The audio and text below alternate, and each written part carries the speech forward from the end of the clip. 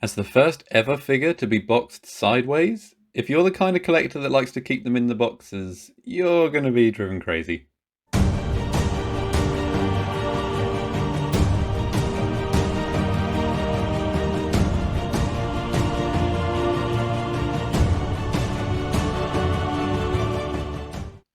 Hello everyone, MMC Fan here, and welcome to another Marvel Movie Collection figurine review. And today we're taking a look at one of the most recent additions to the collection, which is issue 122. So the character is Ultron Mark 1 from Avengers Age of Ultron. It's issue 122 and originally released on the 4th of February 2021. There were a few delays, but that was the street date. It's in 1/16 scale, 13.5 centimeters tall, and it's got a gaping hole in the middle, so it weighs just 79 grams. RRP for this one was $14.99, and of course it comes with that all-important 16-page magazine. In terms of availability, this one is as new as they come, so it can be picked up on the web shop, Forbidden Planet, and occasionally on eBay already. No HMV release just yet, but still very easy to acquire. And here's the release pattern. Pause the video to see if it's available in your territory, but being a new release, at time of posting it won't appear in many countries just yet. So here he is on the turntable in all his creepiness, and I gotta say, I freaking love this one. No strings attached. Oh, that was cheesy. This figure is the epitome of lifting a moment from a film and turning it into a figurine. When Ultron limps out at the Avengers party in his first form, I remember my heart racing in the cinema listening to Robert California from The Office's voice. And this figure perfectly captures that moment. The main draw here is that sculpt. So much detail has gone into it. You could stare at it for an hour and keep noticing new things despite its relatively small size. There's wires, hydraulics, scrap metal, and the whole look is rounded off really nicely with a well-produced hole going right through the centre. The helmet is also great, spitting image from the film, and open at the back too, which is a nice touch.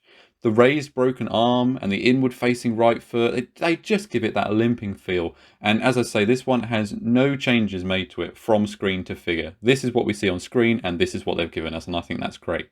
Compared to some of the other figures though, the height was actually a pleasant surprise for me. Ultron's final form in issue 13 was very tall, but I expected this one to maybe be quite small, as it's the first one. They could probably get away with that, but at 13.5 centimeters, it's up there with Endgame Thor, for example, so it's a nice sized figurine. The paintwork is great. There's not much on it hugely, but the reds, the whites and the blues, the little patches like that from the Iron Legion that it was based on, they're there and provide really great accents, and they've been well applied.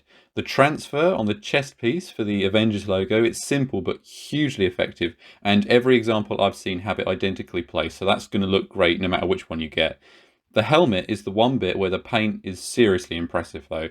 The white for the eyes is crazy menacing, and there's none of it on that jagged helmet piece. I half wonder if they glued the helmet mask separately, but I'm not 100% on that. Anyway, it looks great.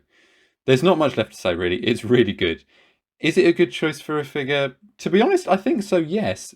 New characters are always appreciated. I will say that over and over and over again until we actually get some. But of all the repeats in this extension announced so far, this one really stands out as the most unique, and it's almost a different character to issue 13 Ultron, really. It has a completely different look, even if the voice was the same.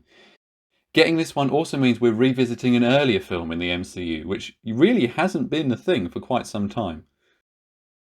Here he is alongside his original figure and the Vision as another size comparison. As you can see, this one is just as detailed as the original Ultron, if not more so, and you can easily display the two alongside each other without it appearing awkward having the same character twice, because they are different stages of Ultron's development. And here he is alongside Bruce and Nat from the same film. As you can see, even in this primitive form, he towers over them, and it looks great, really menacing.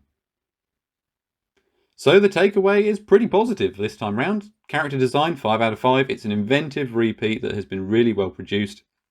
The likeness is a 5 out of 5. I'll admit it's a lot easier to get a robot right compared to a human being, but that doesn't stop it being a spitting image. Scale is surprisingly good, no problems there. Paintwork is flawless, and the overall look, I think you're going to agree that this one is awesome.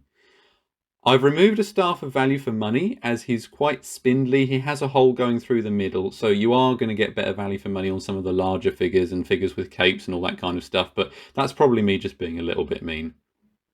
All in all, I don't think this one is an absolute must buy because it is a repeat. It's not going to fill a gap in your collection. But if you want to pick up a really detailed, screen accurate, unique figurine for your collection, you really can't go wrong with this one at all. It's much better than expected. It's ended up much higher on my list than I expected it would as well, just below the Endgame Avengers, coming in at number 4 of the ones I've reviewed so far.